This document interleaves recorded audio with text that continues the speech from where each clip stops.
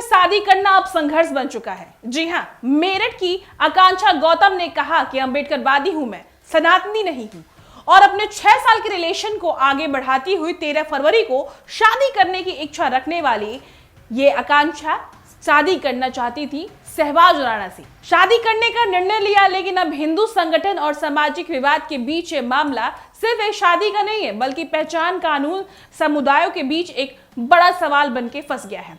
उत्तर प्रदेश के मेरठ में 13 फरवरी को होने वाली शादी को लेकर के एक युवा महिला ने अपनी बात स्पष्ट रूप से रख दी है और कहा है कि यह मामला न धर्म का है, न लव जिहाद का है, और बल्कि ये मामला है अपनी पसंद अपनी पहचान का।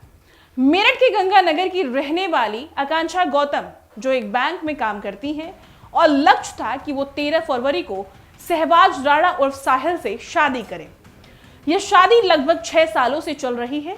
उनके रिश्ते का नतीजा भी था और शादी के कार्ड भी छप चुके थे, लेकिन अब मामला विवाद में बदल चुका है। जैसे ही शादी के कार्ड वायरल हुए, कुछ हिंदू संगठनों ने इसका विरोध शुरू कर दिया और इसे लव जिहाद का मामला बताया। हिंदू संगठनों का कहना है कि यह ऐसा मामला है जिसमें किसी भी धार्मिक मान्यताओं के खिलाफ खिलवाड़ किया जा रहा है।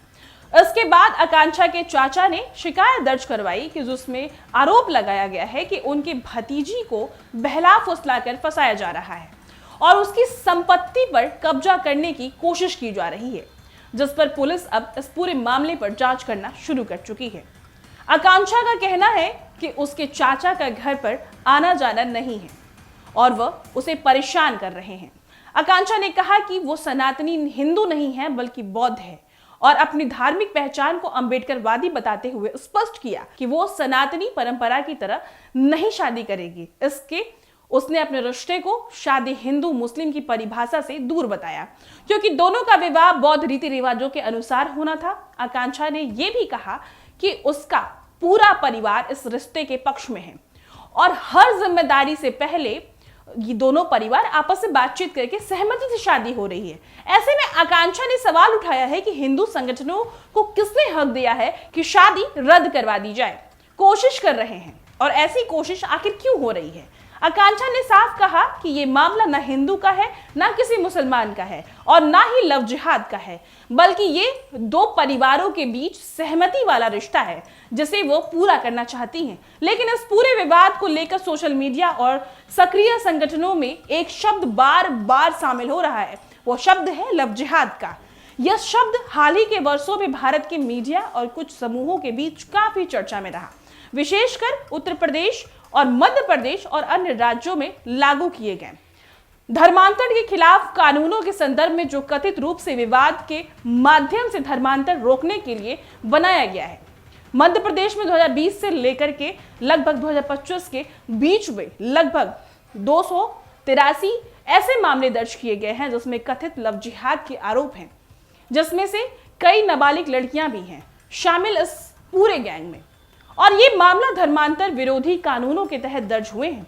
यह महत्वपूर्ण है कि यह स्पष्ट किया जाना चाहिए कि भारत सरकार या राष्ट्र पुलिस एजेंसियों के पास लव जिहाद नाम से कोई आधिकारिक आंकड़ा या रिकॉर्ड नहीं है जो सिद्ध कर पाए कि यह कोई व्यापक अभ्यास या प्रणाली सामाजिक प्रमाण है। भारत में जनसंख्या का आधिकारिक डेटा दर्शाता है कि हिंदू लगभग 80% और मुसलमान लगभग 14% हैं, और इसमें धर्मांतर या विवाह के आधार पर कोई बड़ा डेमोग्राफी बदलाव नहीं दिखा है।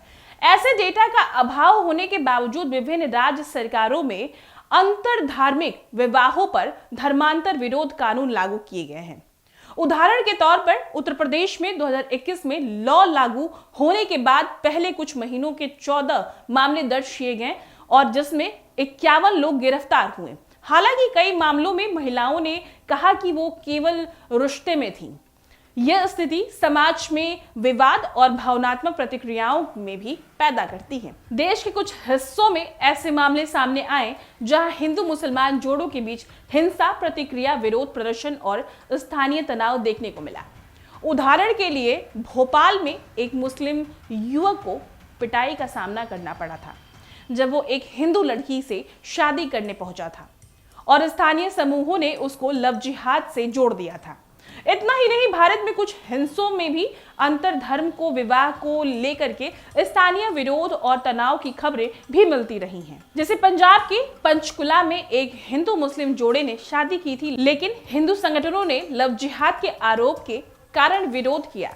पुलिस ने हालांकि स्पष्ट किया कि वहां कोई मजबूत या धर्मांतर नहीं हुआ जो विवाह को व्यक्तिगत सम्मिलित किया जा सके, और इसके आधार पर ऐसे घटनाक्रमों के कारण यह विशेष नागरिकों, न्यायपालिका और प्रशासन के बीच बहस का विषय बन गया है। 2017 में केरल हाई कोर्ट ने स्पष्ट कहा कि सभी धर्मांतर विवाहों को लेकर के लव जिहाद के रूप में नहीं देखा जा सकता, क्योंकि इससे सांप्रदायिक सामंजस्य और असर पड़ सकता है। भारत में अंतर धर्मांतर विवाह को अंतरजातीय विवाहों के आधारित आंकड़े स्पष्ट रूप से उपलब्ध नहीं हैं, लेकिन सामाजिक शोध बताते हैं कि यह रुझान बहुत कम है और अधिकांश विवाह सामाजिक दबाव, परिवार की असहमति से होता है। इससे इच्छा और कानून प्रतिक्रिया को आधारित होते हैं।